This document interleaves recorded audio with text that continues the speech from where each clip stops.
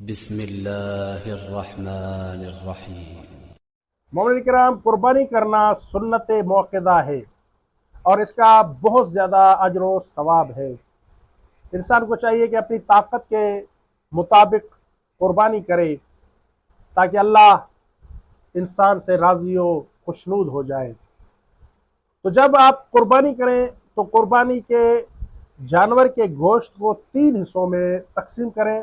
البتہ یہ بہتر ہے کہ انسان اس گوشت کو کہ جو اس نے اللہ کی راہ میں قربانی پیش کی ہے اس گوشت کو 3 حصوں میں تقسیم کرے۔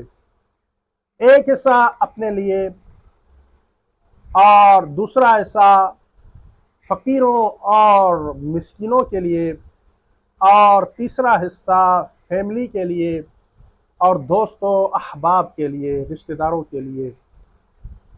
تو یہ بہتر ہے کہ اس گوشت کے جو آپ نے قربانی کی ہے 3 حصے کریں، کیونکہ آپ نے قربانی کی ہے اللہ تعالیٰ کی رضا و خوشنودی کے لیے۔ اس لیے کوشش کریں کہ زیادہ سے زیادہ آپ غریبوں مسکینوں میں گوشت کو تقسیم کریں تاکہ وہ اس گوشت سے مستفید ہوں اور اللہ تعالیٰ اور محمد و آل محمد آپ سے راضی اور خوشنود ہوں۔